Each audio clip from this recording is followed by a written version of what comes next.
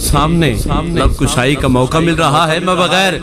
کسی توقف کے اور بغیر کسی اور جملے کے پہلے مصرے سرکار رضی اللہ تعالیٰ ان کی بارگاہ میں اور پھر 6 مصرے ہیں جو غازی ممتاز ان کی بارگاہ میں نے پیش کرنے ہیں، اور میں نے انہی کے خطابات سنتے سنتے میں نے سمجھا ہے، اور مجھے یہ برملا اس کا اظہار کرنا پڑ رہا ہے کہ آج کے دور میں ہم نوجوان ان کے شانہ بشانہ قدم ملا کے میں سمجھتا ہوں کہ یہ بزرگ ہیں، ولی کامل ہیں، جب ان جیسی ہستی اس محبت اور عقیدت کے ساتھ محنت کے ساتھ کام کر رہے ہیں تو ہم نوجوانوں کا حق بنتا ہے اور ہمارا زیادہ بنتا ہے کہ ہم ان کا ساتھ دیں، اور ہم سب ساتھ دیں گے۔ ایک دفعہ ہاتھ بلند کر کے جو ساتھ دینا جانتا ہے اور جو ساتھ دے گا اور غازی ممتاز کے قبیلے سے اس سے کاروان سے تعلق رکھتا ہے، سارے بلند آواز سے بولو ذرا سبحان اللہ۔ پہلے ایک مسدس کے پہلو محمد میں جو دربار بنا ہے، پہلو محمد میں جو دربار بنا ہے، قرآن یہ کہتا ہے وہی یار بنا ہے، وہ 3 میں شامل ہو تو پھر 4 بنا ہے، پھر بعد میں سرکار کے سردار بنا ہے۔ ارے جا کھول کتابیں یہی تحقیق کہے گی، تو جو کہے دنیا اسے صدیق کہے گی، ارے تو جو کہے۔ اور آخری 6 مصرے بس، وقت اتنا نہیں ہے، حضور کے لیے میں نے یہ لکھے تھے اور انہی کی نظر کر رہا ہوں اور وہاں تک پہنچا رہا ہوں، اور 4 مصروں کے اور غازی الدین کی بارگاہ میں کہ خود سے کچھ سوچ کے ایک کام لیا ہے میں نے، خود سے کچھ سوچ کے ایک کام لیا ہے میں نے۔ جب غازی الدین سے قائد محمد الجناح نے کہا تھا کہ اگر تم اس الزام کو رد کر دو تو میں تمہیں آزاد کروا لوں گا، قائد محمد الجناح کی آنکھوں میں جھانکتے ہوئے غازی علم الدین نے ایک جملہ کہا تھا، میں نے بار بار وہ حضور کی زبان سے سنا ہے، حضور کے منہ سے سنا ہے، اس جملے کو 4 مصروں میں نے باندھا ہے کہ جب قائد اعظم محمد الجناح نے کہا کہ اگر تم اس الزام کو رد کر دو تو میں تمہیں آزاد کروا لوں گا، دنیا کی کوئی عدالت تمہیں سزا نہیں دے سکتی، تو غازی علم الدین نے قائد اعظم محمد الجناح کی آنکھوں میں جھانکتے ہوئے کہا کہ خود سے کچھ سوچ کے ایک کام لیا ہے میں نے، خود سے کچھ سوچ کے ایک کام لیا ہے میں نے،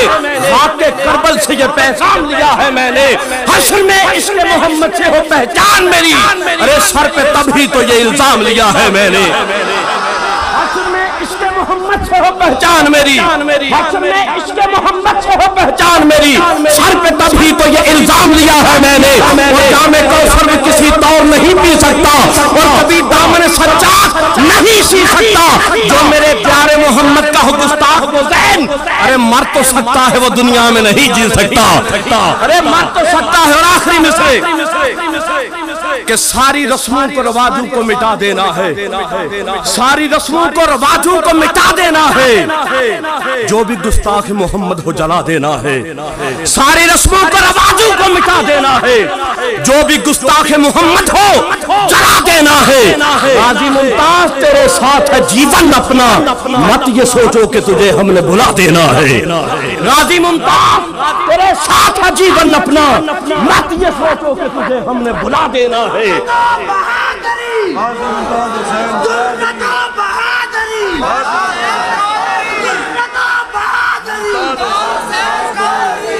مت یہ سوچو کہ تجھے ہم نے بھلا دینا ہے، اور تجھ کو چھڑوا نہیں پائے جو غلامان نبی، تجھ کو چھڑوا نہیں پائے جو غلامان نبی، حشر کے دن ہمیں آقا میں گرا دینا ہے، حشر کے دن ہمیں آقا میں گرا دینا ہے۔ اور عشق سرکار میں آخری شعر، عشق سرکار میں 100 جان سے جانے والے،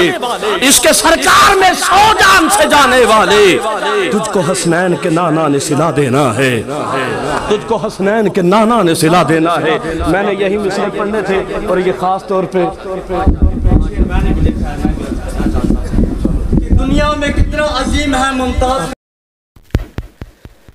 آؤ میرے بھائیوں، اس سے پہلے کہ میں اپنی بات کو شروع کروں، آپ کو اس نبی کی بات بتا دوں جس کی بات کا نہ دنیا میں کوئی جواب ہے، نہ کل میدان قیامت میں کوئی جواب ہوگا، سبحان اللہ۔ ارے جس کی بولی کو میں بولوں تو بات کہا جائے، آپ بولے تو بات کہا جائے، باپ بولے تو بات کہا جائے، ماں بولے تو بات کہا جائے، پردھان بولے تو بات کہا جائے، پردھان منتری بولے تو بات کہا جائے، जाए, मुख्यमंत्री बोले तो बात कहा जाए, MLA बोले तो बात कहा जाए, प्रधान बोले चाहे इस दुनिया का कोई भी इंसान बोले तो सबकी बोली को बात कहा जाए। लेकिन जब मदीने वाले आका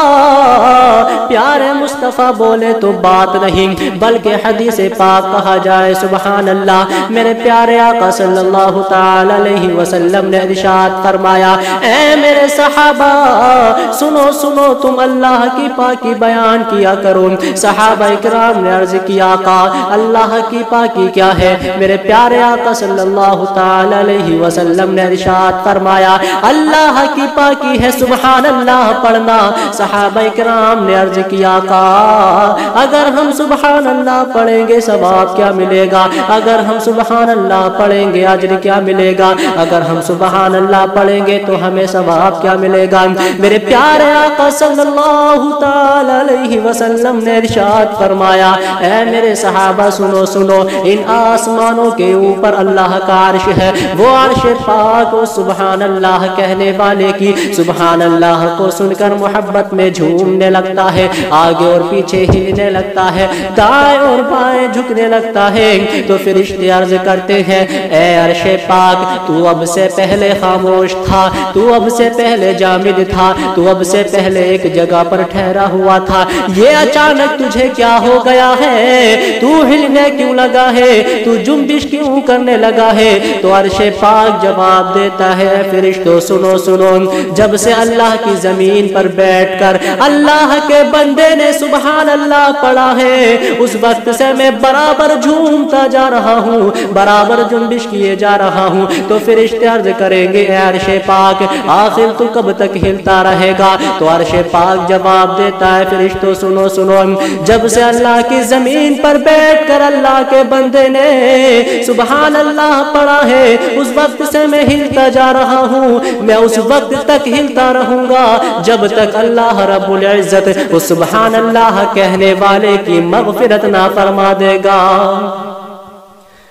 कितने खुश नसीब हैं हम कि ज़मीन पर बैठकर सिर्फ सुभान अल्लाह पढ़ रहे हैं और हमारी बख्शिश का वादा अर्श पाक अल्लाह से ले रहा है। अर्श पाक अल्लाह से हमारी बख्शिश का वादा ले रहा है कि अल्लाह तू इस बंदे ने जिसने तेरी पाकी बयान की है तू उसी मग़फ़िरत फरमा दे। हम कितने खुश नसीब हैं, सिर्फ ज़मीन पर बैठकर सुभान अल्लाह पढ़ रहे हैं और हमारी बख्शिश का वादा अर्श पाक अल्लाह से ले रहा है। अब वो बदनसीब ही होगा जो सुभान अल्लाह ना पढ़ेगा, जो ये ना चाहेगा कि मेरी मग़फ़िरत हो जाए।